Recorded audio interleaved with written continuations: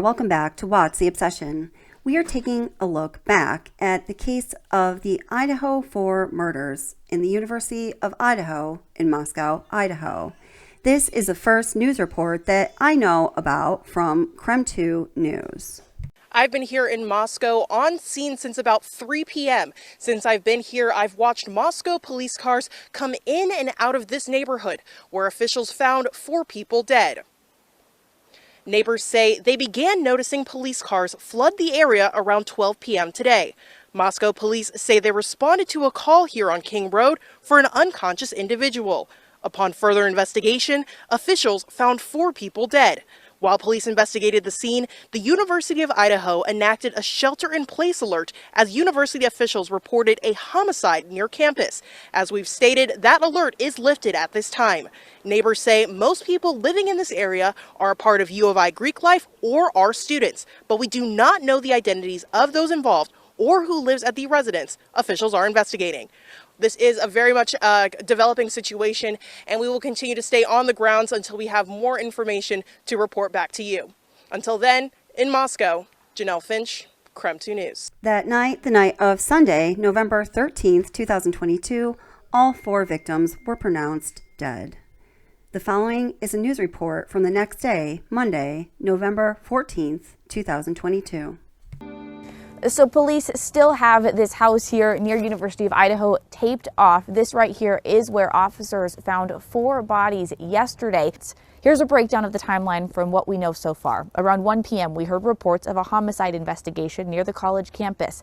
An hour later, the school put out an alert on social media. It said Moscow PD is investigating a homicide on King Road. They asked the community to stay away from the area and shelter in place as a precaution. Around 3 in the afternoon, KREM 2 arrived in Moscow. Neighbors said most people living in this area are a part of U of I Greek life or are students. At around 5 in the evening, the Moscow Police Department confirmed they had found 4 people dead, but it wasn't until late last night that they confirmed those victims were students. The university also said Moscow police do not think there's any active threat at the moment as they continue their investigation. Classes for University of Idaho students are canceled for the day. They say they will resume classes tomorrow. In Moscow, Nicole Hernandez, KREM 2 News. Moscow police responded to King Road for a call about an unconscious person Sunday afternoon. When police arrived, they found the 4 deceased students inside the home.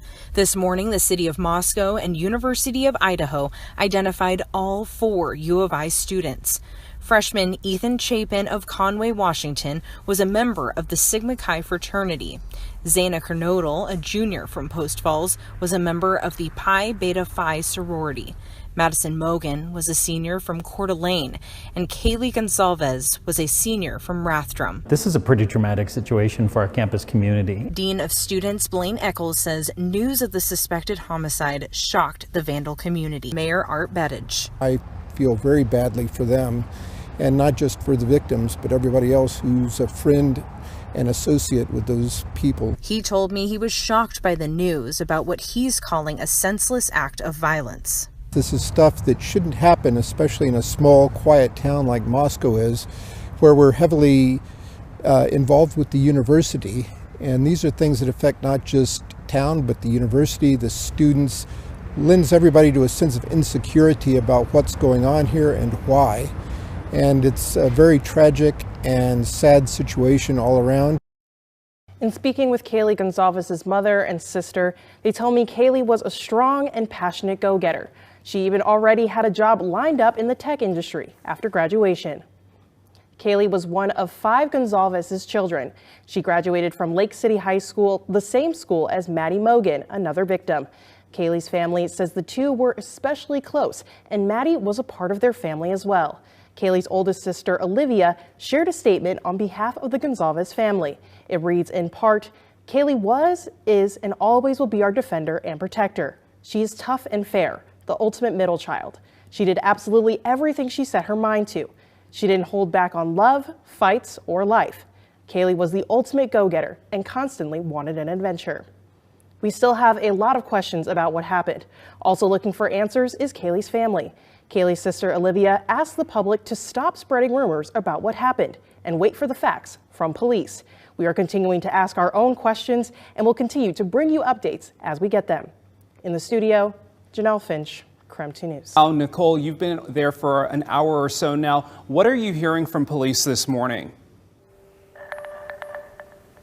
So, Tim Channing, what we know right now is that police do still have this house here blocked off with crime tape, investigating here. We have one person also kind of manning the scene, making sure nobody messes with the area. But what we know is yesterday, this house right here is where police found 4 bodies. And later that day, University of Idaho confirmed that they were U of I students there. So take a look at this breakdown here of the timeline that we have of how things happened. About 1 p.m., we heard reports of a homicide investigation near the college campus. An hour later, the school put out an alert on social media. It said Moscow PD is investigating a homicide on King Road. They asked the community to stay away from the area and shelter in place as a precaution. Around 3 in the afternoon, Crime 2 arrived in Moscow. Neighbors said most people living in this area are part of U of I Greek life or are students. At around 5 in the evening, the Moscow Police Department confirmed they had found 4 people dead. But it wasn't until late that night that they confirmed the victims were students. The University of Idaho also said Moscow police do not think there's any active threat at the moment as they continue their investigation. And again, classes are canceled today for University of Idaho students. They will resume classes tomorrow. In Moscow, Nicole Hernandez, Crime 2 News.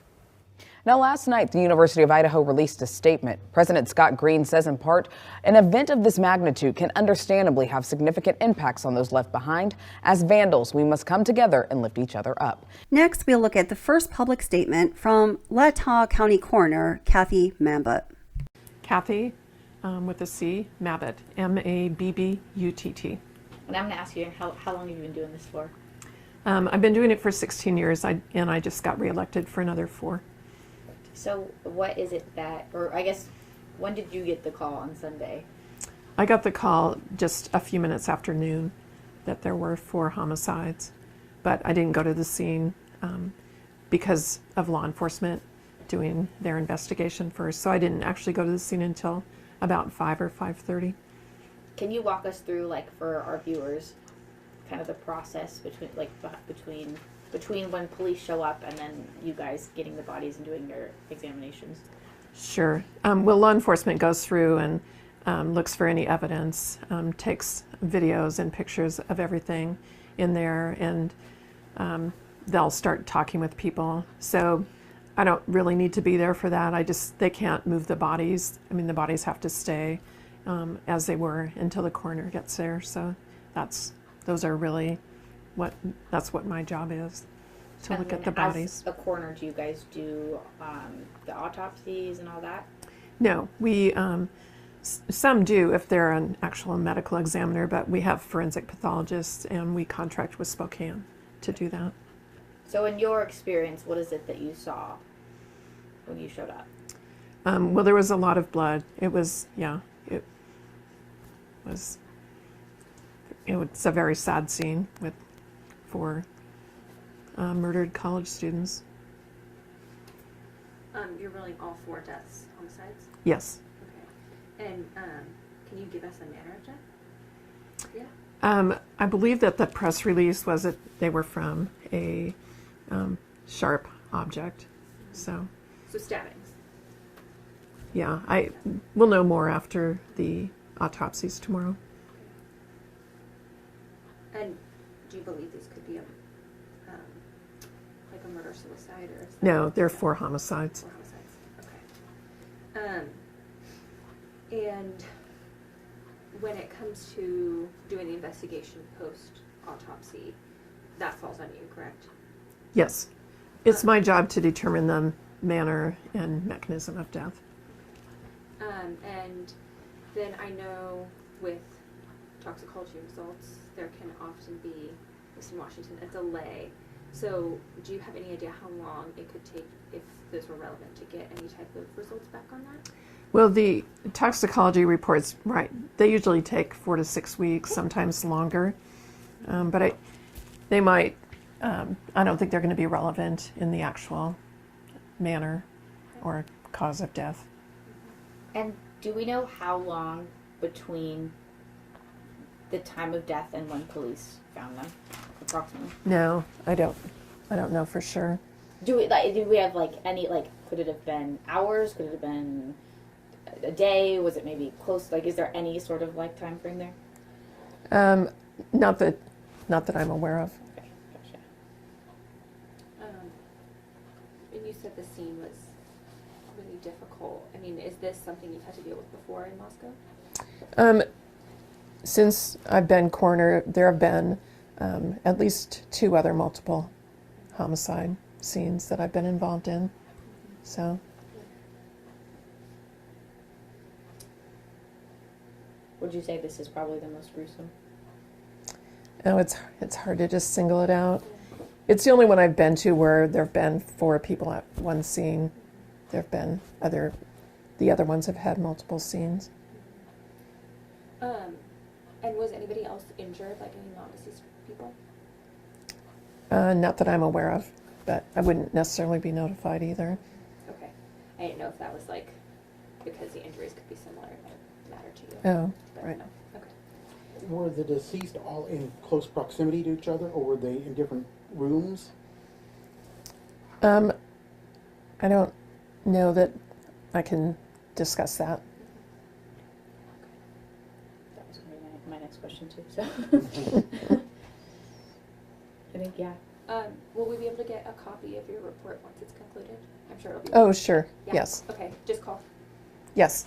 Okay. Yep. Thank you. do you know what the time frame for that would be? It just depends on how relevant the toxicology report is, but Oh, okay. So- Okay, so it would like the 4 to 6 weeks. Then. it could Okay. be. Yeah. Yeah. Thank you. You're welcome. Yeah, Thank you. We appreciate it. sure. Next, we continue with news broadcasts the day after the tragedy occurred and hear some reactions from students at the University of Idaho. And at this hour, investigators aren't saying how the victims died, just that they're homicide victims, and they do not believe there is an ongoing risk to the community, they said. Ethan Chapin was the lone male victim. He was from Conway, just outside of Mount Vernon, Washington. Eric Wilkinson with our Seattle sister station spoke with friends of his family. You just couldn't ask for better kids. Dave Hayton considered Ethan Chapin family, all the Chapin kids actually. He and his wife watched them grow up in their Conway neighborhood. They'd come over for fudgesicles from the basement freezer. When the couple heard what happened, they were crushed. And she's crying. And she says, Ethan's been murdered. Yeah. I just couldn't, you just can't get your head around it. All 3 siblings attended the Conway school before moving on to Mount Vernon High, where Ethan played on the basketball team and graduated last year. All 3 later decided to attend the University of Idaho. Ethan and his brother were members of the same fraternity. I know I didn't sleep a lot last night. I just thinking of them. We had some good times together. The Haytons treated the kids like grandchildren. The couple shared these photos from Ethan's mom's Instagram page, this one taken just a few weeks ago at Parents' Weekend. Dave recalls Ethan as smart, athletic, and always respectful. He says all 3 were great kids, and having one of them gone is inconceivable. I remember last night I woke up several times and I think, gee, I wish somebody would just tell me this is a bad dream. But unfortunately, it's not a bad dream. It's a reality. In Conway, Washington, Eric Wilkinson for KREM 2 News. Also tonight, we reached out to Zana Kernodle's family. The 20-year-old was from Post Falls, Idaho, and a junior at the University of Idaho. Her sister shared with us how positive and lighthearted she was and her ability to lift up a room, she said. She was a marketing major and a member of the Pi Beta Phi sorority. Her sister also shared a statement with us tonight. It reads in part, Zana was one of the best people I have ever known. She was so positive, funny, and was loved by everyone she met. She made me such a proud big sister. I wish I could have more time with her. She had so much life to live. My family and I are at a loss for words, confused and anxiously awaiting for updates from this investigation. Our team today also spoke with Kaylee Goncalves' family. Her mother and sister say Kaylee was strong and passionate and a go-getter. She already had a job lined up in the tech industry after graduation. Kaylee was one of 5 Goncalves' children. She graduated from Lake City High School, the same school as Maddie Mogan, another victim. Kaylee's family says the two were especially close and Maddie was part of their family as well. Kaylee's oldest sister, Olivia, shared a statement on behalf of the Goncalves family. It reads in part, "Kaylee was and is always will be our defender and protector. She is tough and fair, the ultimate middle child. She did absolutely everything she set her mind to. She didn't hold back on love, fights for life. Kaylee was the ultimate go-getter and constantly wanted an adventure." Now, we still have a lot of questions about what happened. Kaylee's sister Olivia asked the public to stop spreading rumors about what happened and wait for updates and facts, she said, from the police. In the meantime, the University of Idaho students and Moscow community are struggling to come to terms with this horrific situation. Graham 2's Kyle Simchuk spent the evening in Moscow tonight learning more about the victims. We've watched this memorial grow all day long, students dropping off flowers and stuffed animals, remembering the 4 young lives that were lost. And there's still a lot of unanswered questions tonight, like how this happened and why. Like, it's all just shocking and scary. Like, I never would have thought that this would have happened here. Tonight, yellow crime tape still surrounds the house where 4 young college students were found dead over the weekend, a crime shocking the University of Idaho community.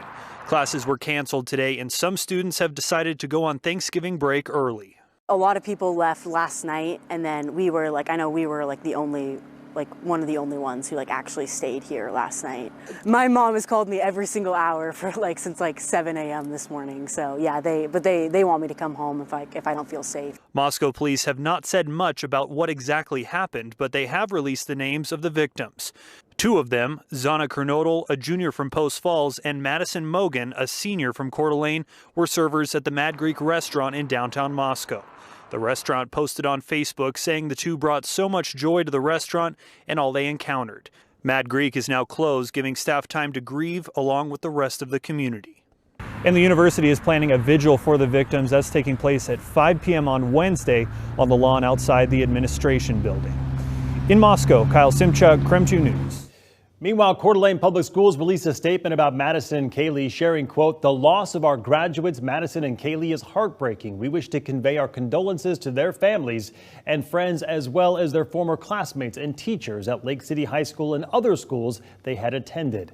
We joined the University of Idaho community in mourning the tragic loss of all 4 students." And tonight, the University of Idaho's Dean of Students, Blaine Eccles, says news of the suspected homicide shocked the Vandal community. This is a pretty traumatic situation for our campus community. This is rocking their world. Many of them come from small communities where things like this have never happened. He says drop-in counseling is available to students anytime, and he recognizes that many students have returned home early for the holidays. Eccles says if they want to return home to their families, the university supports that. And early today, at a separate press conferences, University of Idaho's head football coach Jason Eck and WSU coach Jake Dickert talked about the tragedy and what it means to such a tight-knit community and student body. Our heartfelt condolences and sympathies to everyone affected by this on campus, especially the family and friends of Madison, Kaylee, Zana, and Ethan. I know this is something that will affect the whole student body at Idaho and the whole community. 4 young people passed away, and our neighbors at the University of Idaho. And, prayers out to them and their families. At this hour, our team continues to track this developing situation, and we'll be sure to give you any more details just as soon as we learn more. In the meantime, join us for Up with KREM tomorrow morning for the latest updates on this situation.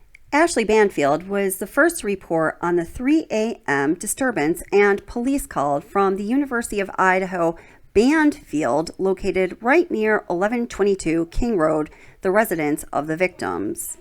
This incident has been the center of a lot of speculation and conspiracy or alternative theories. Police blotters and call logs are public record. Anybody can see them, and rightly so, because taxpayers pay for that work product.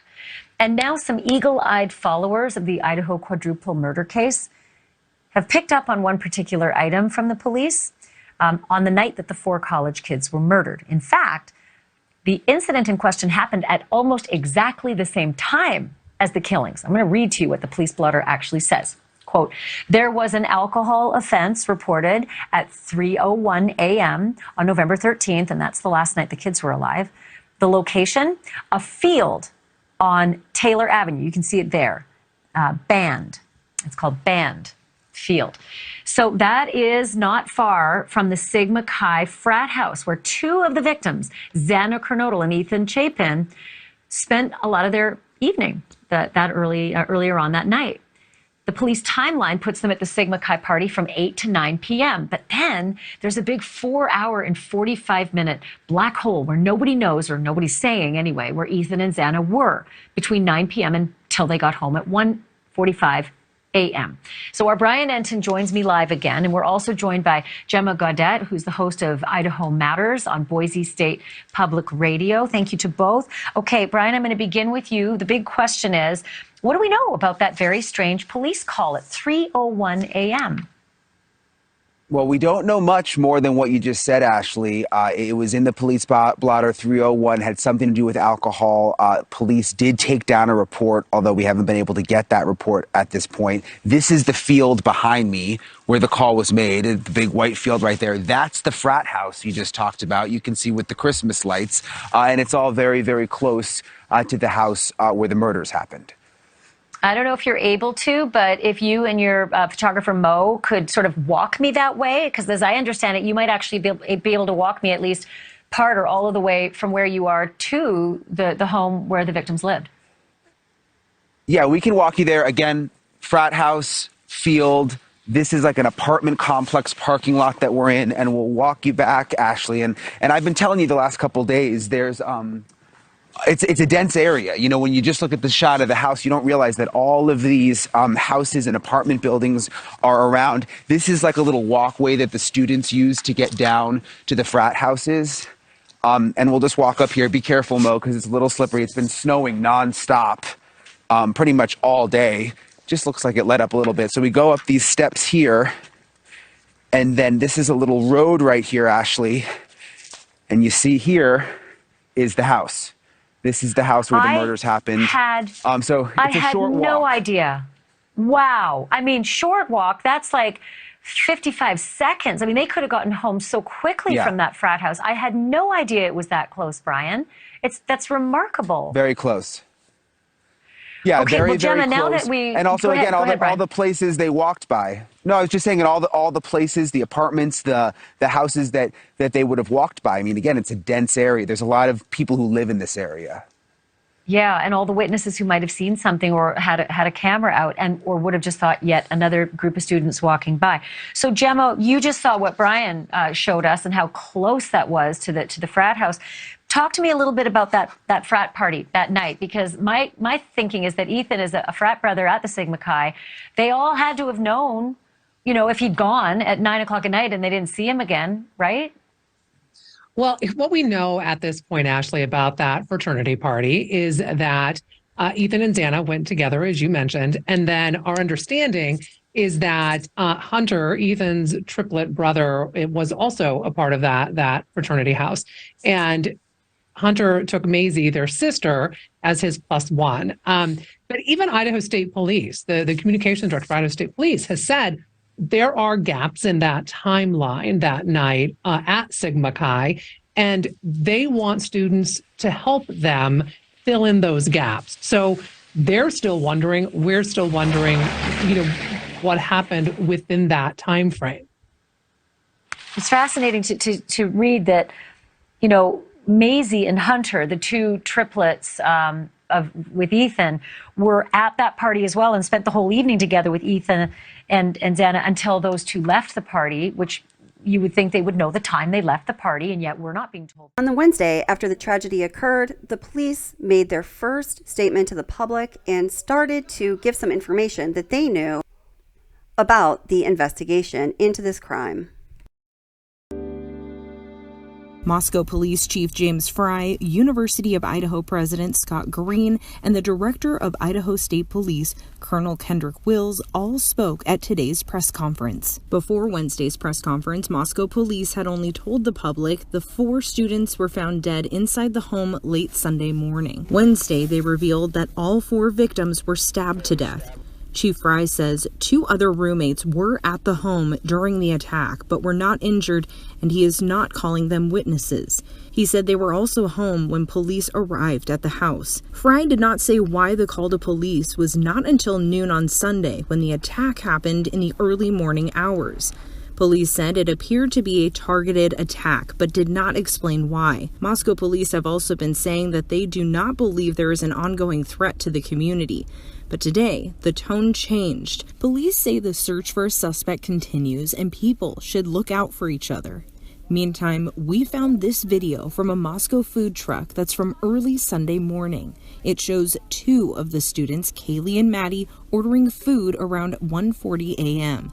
This is one of the last times they were seen. Moscow police say this video is helping investigators recreate a timeline of events from that night. And it has helped. It gives us a time and space where we know that 2 of our victims were, and that helps us a ton, and we'll continue to follow up all leads that we can. The family of Kaylee Goncalves have seen the video and agreed to let us publish it.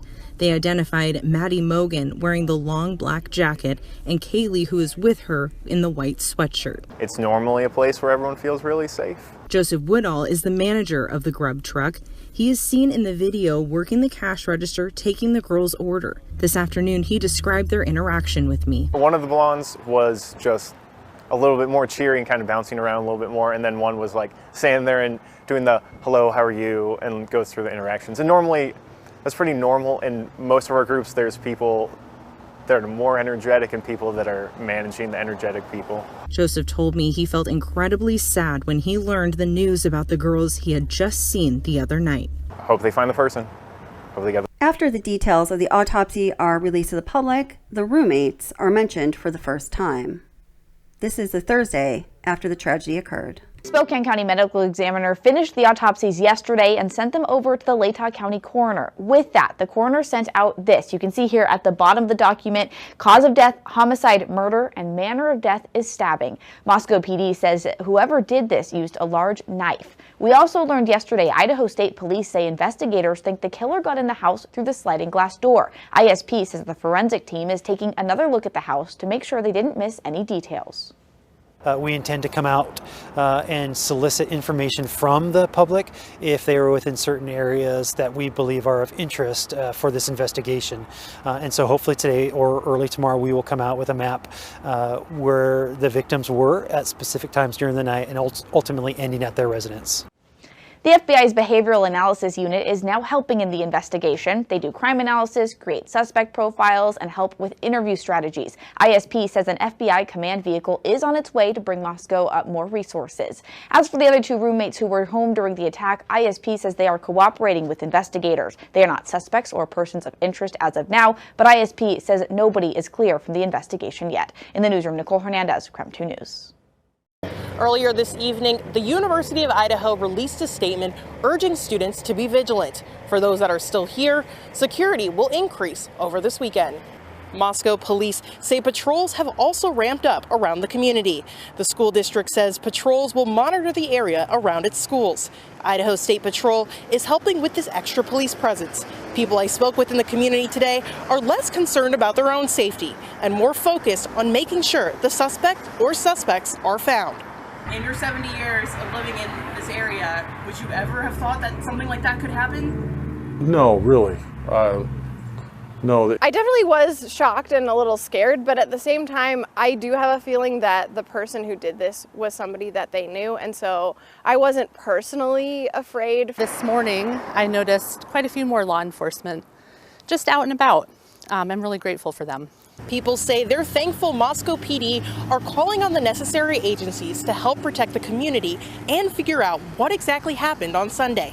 In a press conference yesterday, we learned from the Moscow Police Chief, James Fry, that the department has called on 25+ investigators, the state police, and FBI to assist in solving this case.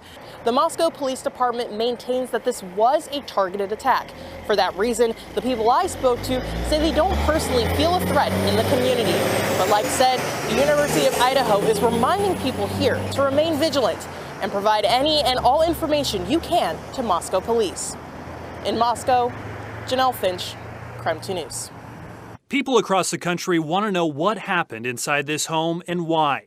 For those living in Moscow, there's still a lot of fear and uncertainty. And how could there not be? 4 young college students were stabbed to death, and their killer still hasn't been caught. Ever since the yellow crime tape went up, the Moscow Police Department has faced scrutiny for not providing as much information about the case as some would like to know. You know, there's some things that only the people that were at that scene would know. And so you definitely don't want to release that information to the public. Gary Jenkins is the former chief of Pullman Police and now serves in that role for the WSU Police Department. He says sharing details is a balancing act, keeping people safe and informed without compromising the investigation.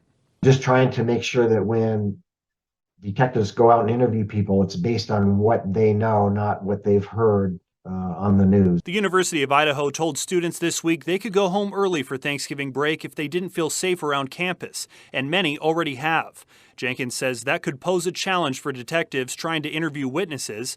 It was for him during the hazing death of Sam Martinez, which also occurred right before Thanksgiving break in 2019. Most of the witnesses left town, and that's the type of investigation you need to have a one-on-one in-person interview. And so it does definitely complicate that investigation. Jenkins says the answers all of us want could take time. They're trying to juggle a lot of balls in the air right now. Particularly with 4 victims, it's going to be a very complex crime scene. It's going to be a complex investigation. By Friday, just 5 days after the tragedy occurred, the news is acknowledging that the public is not receiving the answers that it would like to receive about the details of this crime. They're questioning the investigation and what law enforcement may know or does not know.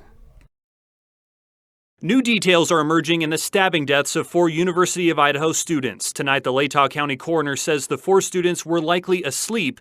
Some had defensive wounds, and each victim was stabbed multiple times. Authorities found no sign of sexual assault.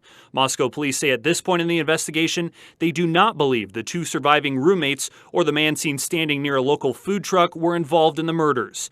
Police also addressed rumors swirling online claiming the victims were gagged and tied, saying those are not accurate, and the identity of the 911 caller has not been released. Detectives say they've received nearly 500 tips which are being processed, investigated, and cleared. 38 people who may have information about the murders have been interviewed. The whereabouts of the killer and the knife used are still unknown. Detectives seized the contents of 3 dumpsters on King Road to look for evidence. Police have also gone to local businesses to see if anyone recently purchased a fixed-blade knife. Anyone who saw something suspicious, has video surveillance, or can provide relevant information about the murders is asked to call the Moscow Police Department.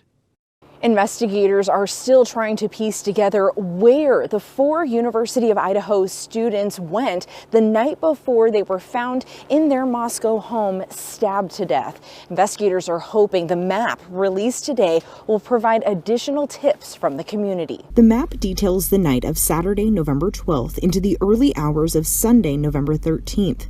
It highlights locations and approximate times when Kaylee Goncalves and Madison Mogen were in downtown Moscow, while Ethan Chapin and Zana Kernodle were at the Sigma Chi house. Investigators believe Madison and Kaylee were at the Corner Club on Saturday from 8 p.m. to 1:30 a.m. Sunday. Then they were at the Grub Truck on Main Street at 1:40 a.m. 5 minutes later, the map says they returned to their home on King Road. I drove that route this afternoon, starting at 4th and Main and ending at the King Road home. With some light traffic on the road, I arrived at the house in about 3 minutes.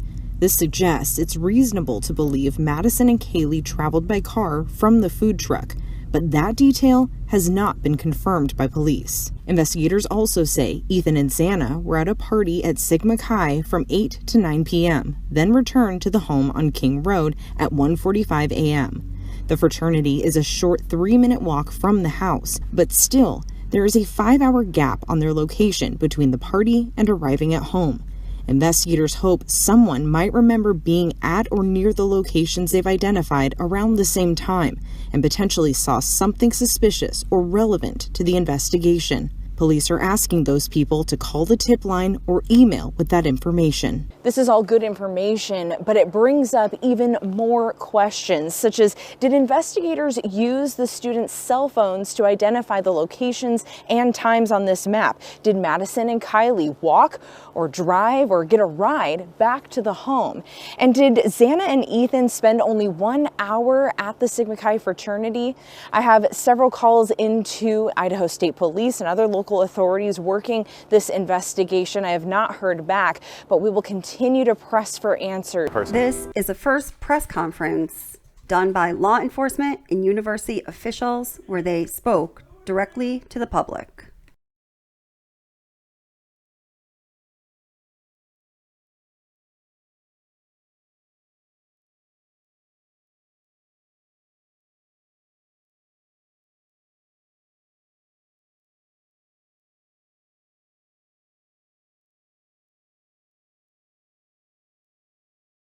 Afternoon, and we know the home where this happened is very close to the University of Idaho campus, and up until now the community has really had a lot of questions because of some kind of mixed messaging from the police department on what they've learned.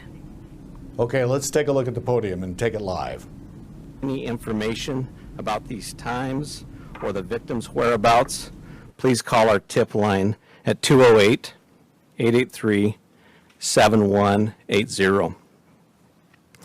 The facts of the case that we know right now. We know that these homicides occurred in the early morning hours of Sunday, November 13th. Around noon, Moscow officers received a call of an unconscious person. Officers discovered the bodies of Ethan Chapin, Zana Kernodle, Madison Mogan, and Kaylee Goncalves inside the residence on King Road. The four were stabbed with a knife, but no weapon has been located at this time. There was no sign of forced entry into the residence. Investigators are continuing to collect evidence at the scene. Investigators are working to develop a timeline to relevant events. Autopsies are taking place today on all the victims so we can continue to gather evidence and solve the crime. Investigators are working to follow up on all leads and to identify a person of interest. Based on details at the scene, we believe this was an isolated, targeted attack on our victims. We do not have a suspect at this time, and that individual is still out there. We cannot say that there's no threat to the community, and as we have stated, please stay vigilant, report any suspicious activity, and be aware of your surroundings at all times. What we don't know, the identity and location of the suspect, the location of the knife or any clothing that was worn by the suspect. Currently, we have 25 plus investigators working this case, as well as assistance from the Federal Bureau of Investigation and the Idaho State Police. We're reviewing video that has been collected, but we are asking citizens to contact us with any information you may have that will help in this investigation. Once again, we're asking anyone with a tip to call the tip line at 208-883-7180. At this time, I would like to introduce the University of Idaho President, Scott Green.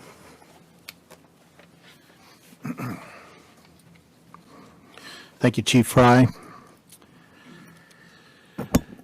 I'm Scott Green, President of the University of Idaho, and with me is Tori Lawrence. He's our Provost, and Blaine Eccles, our Dean of Students, will be available for questions after all of the statements are made. The crime, to us, this crime and the loss of these young lives is just simply beyond comprehension. While our small community is certainly not immune to such things, it's not a situation our close-knit campus is used to dealing with. First, my deepest condolences to the families.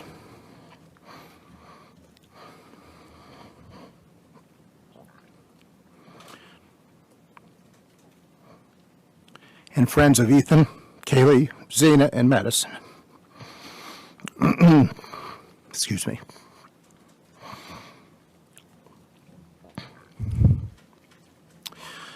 Their loss has been devastating, and they were bright lights in our community and are deeply missed and remain in our thoughts and our prayers. We've been working with Moscow Police since we were notified on Sunday of the crime. We've helped when asked and continually pushed for information whenever possible, knowing that we cannot interfere with the important work and good investigations that are occurring. We just want justice for these victims. Our focus at the university is to support our students and our employees. We are encouraging students and employees to take care of themselves as we head into Thanksgiving break. I want to take a moment to commend our faculty and staff who have been on the front lines helping our students, whether that is providing counseling to those in need of support, accommodating those who want to travel home, or engaging those who find comfort in staying busy interacting with their peers and our instructors in class. Our employees stepped up when our students needed them. While we have relied heavily on the expertise of Moscow Police, we feel confident that remaining open with flexibility to leave allows our students to decide what is best for them. The weeks ahead will continue to challenge us as this loss and the circumstances around this crime become known. We will support each other as we grieve, and we'll move through this together as a Vandal family. Thank you. I would like to have Colonel Kedrick Wills come to the podium, please. Good afternoon. My name is Kedrick Wills. I serve as the director of the Idaho State Police.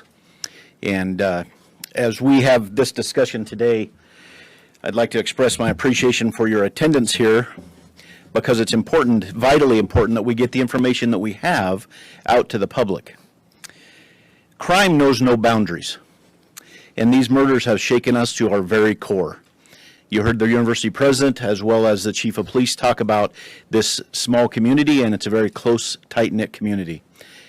And our hearts break for the families that lost their loved ones, the University of Idaho, the Moscow community, and even within our entire state. Be assured, the Idaho State Police is firmly in support of the work that the Moscow Police Department is doing, and we are providing every resource that we can to make sure that this comes to a conclusion, and that the person or people that this are responsible are brought to justice. It's so important that you understand that this takes a team effort. This is teamwork with the university, with the Moscow City Police Department, the Latah County Sheriff's Office, the Idaho State Police, and the Federal Bureau of Investigation. It takes everybody to be able to do this. And it's a balancing act. It's a balancing act of getting the community the information that they need to have with making sure that we provide a case that the Latah County Prosecutor's Office can go forward with. Governor Little, Idaho's governor, has assured me that the full weight of all the resources we have within our state are available to Chief Fry and to his team. Our crime lab is also involved with processing evidence, and our law enforcement throughout the region, state and federal agencies continue to provide resources. From the Idaho State Police's perspective, we provided detectives here from this area, as well as detectives from out of the area, state police detectives, as well as patrol resources and communication assistance as well to provide for Chief Fry and his team. Following this briefing, our communications director from the Idaho State Police, Aaron Snell, if you'd raise your hand, Aaron, he will be the contact for all press media inquiries from here on out. He'll be working closely with Chief Fry and his team. And we have additional, like I said, additional patrol and investigation resources brought to bear here as well. We want to do everything we can to make sure that this is done correctly and that the people that are responsible for this are brought to justice. So at this time, I'm going to open it up to some questions that I'm sure you have, and we'll do the best we can to answer those for you.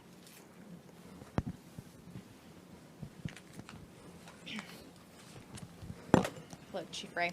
Hello. Thank you for having us. I'm Amanda Rowley with Creme 2 News.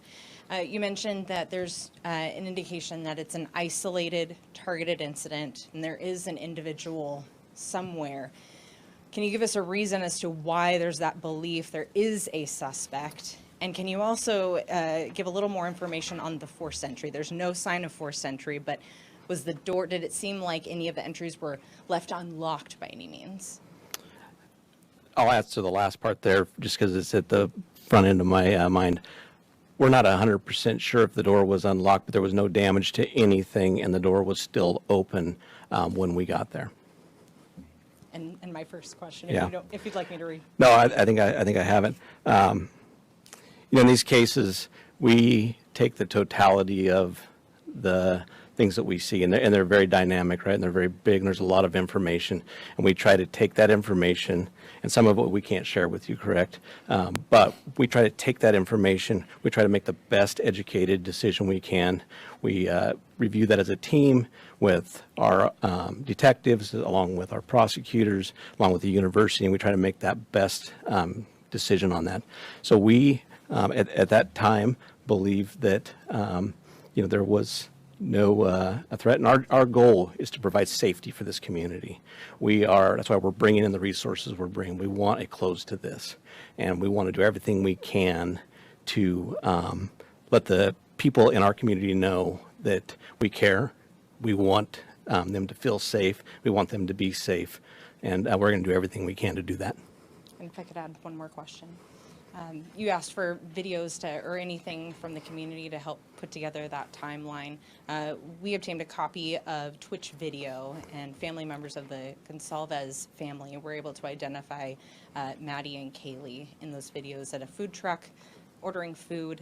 Is the police department, our investigators, aware of that video, and has it helped put together that timeline? We are aware of that video, and it has helped. It gives us a time and space where we know that two of our victims were, and that helps us a ton, and we'll continue to follow up all leads that we can and continue to gather those. Any indication of a party at the home that night? And this will be the last one, okay, I understand. Not that we know of, not at the home. We know that the other, let me get the names exactly right here. We know that Zana and Ethan were at a different party on campus. But that timeline will still help us if other people know about that. Thank you. Chief Wright, John Webb with KHQ. On September 12th, there was a vandal alert that was sent out about a potential stabbing threat on Paradise Path. Does this have any connection with what we've seen so far? Not that we know of it, but we're following up every lead. Every piece of information we get, we are following up to ensure that nothing has gone unturned. We want to have the individual identified, who is the suspect of this eventually.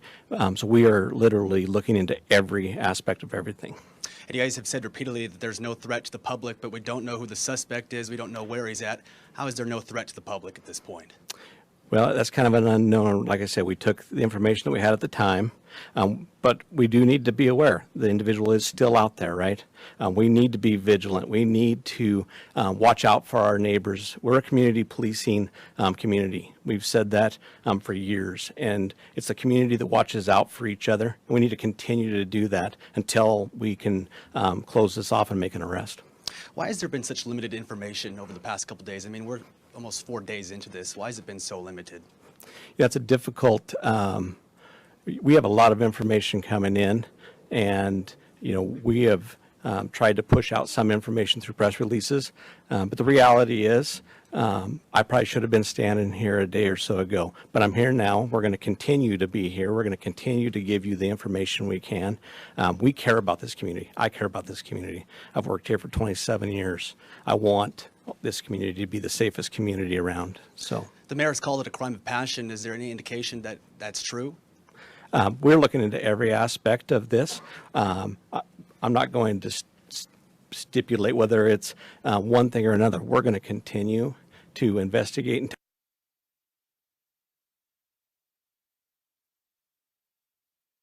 evidence will get that. So, okay. One last question, if I could, Chief. Have we looked at any boyfriends or any ex-boyfriends, any spouses as a potential suspect? I will tell you, we are looking at everyone. Every tip we get, every lead we get, there's no one that we're not going to talk to. There's no one we're not going to interview. There's no one that we're not going to look into. And we're going to do our due diligence. We're going to make sure that nothing goes unturned, and that we do everything we can with the assistance of all the resources we have to get a final answer. Thanks, Chief Fry. So there were, sorry, I'm Emma Epperly with the Spokes Interview. Hi. So there were other roommates who lived at that residence. Were the roommates home at the time of the attack? There was other people home at that time, but we're not just focusing just on them. We're focusing on everybody that may be coming and going from that residence. So since they were home, was it a hostage situation? No, it was not. And then they didn't call it into police, so were they injured? They were not injured, but like I said, we're still following up with everybody that could have been in that area. And how can you say it's a targeted attack if you don't have a suspect? Like I said, we take the totality of the situation. We try to make the best bit of information we can with everything that comes in, and then we make our decision off of that. So at this time, I'm not going to expand upon that. But like I've said, we do have a suspect out somewhere, and we are looking for that individual to solve this. Hi, Rachel Sun, Northwest Public Broadcasting.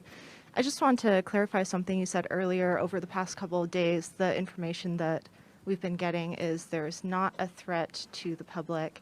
And earlier I heard you say you can't be sure that there is no threat. I just want to clarify what your stance is on that at this time.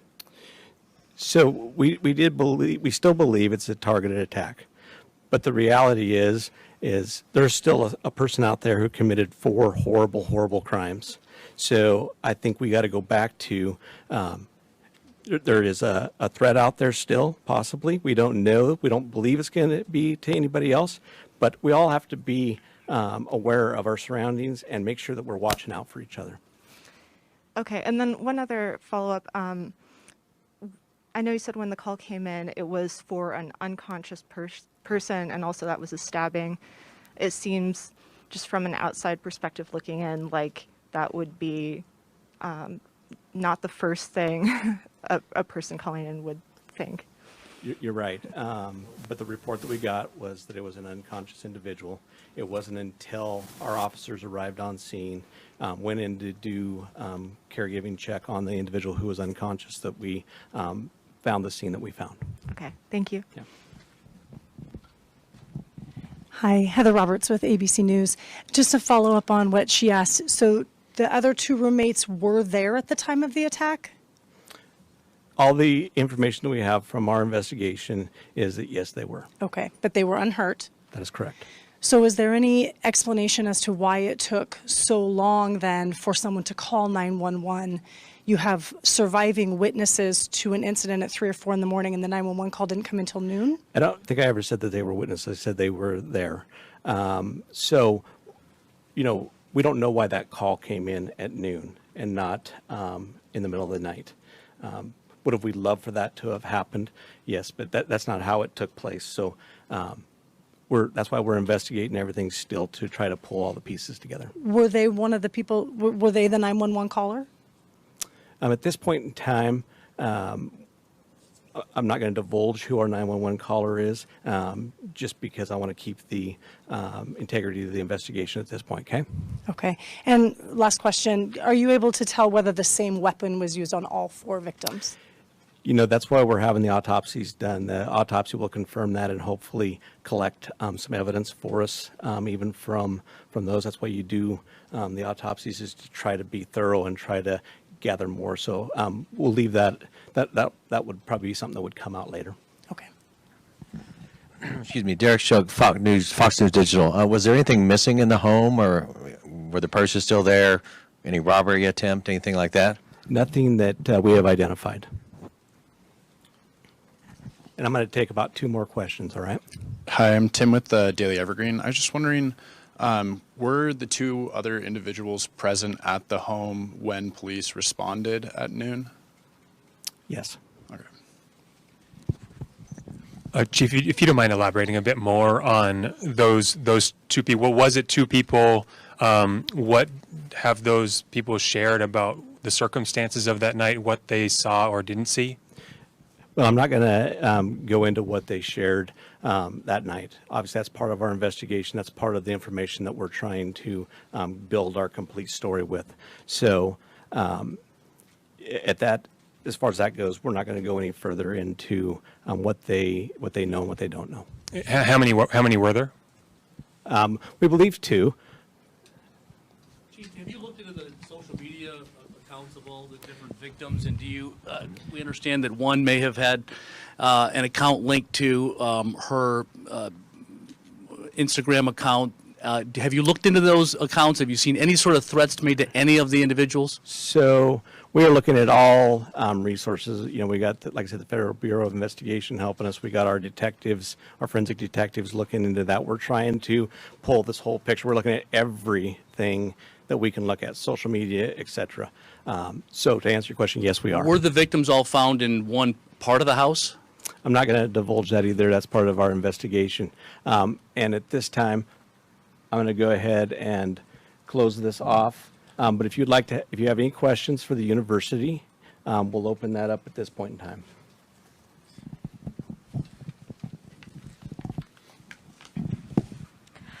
Who has not had a chance to ask a question? Yes, over here. Me? Yes. Well, there you're watching live the press conference in Moscow at the police department there. By the police department, the University of Idaho's president addressed the crowd and the media, and also the director of ISP. Still many questions unanswered. Quite frankly, we thought this might happen earlier in the week, Karen, probably or possibly on Monday or Tuesday, but today, the first day. We don't have a suspect in these murders. And I think the big takeaway now is that they've kind of changed their messaging.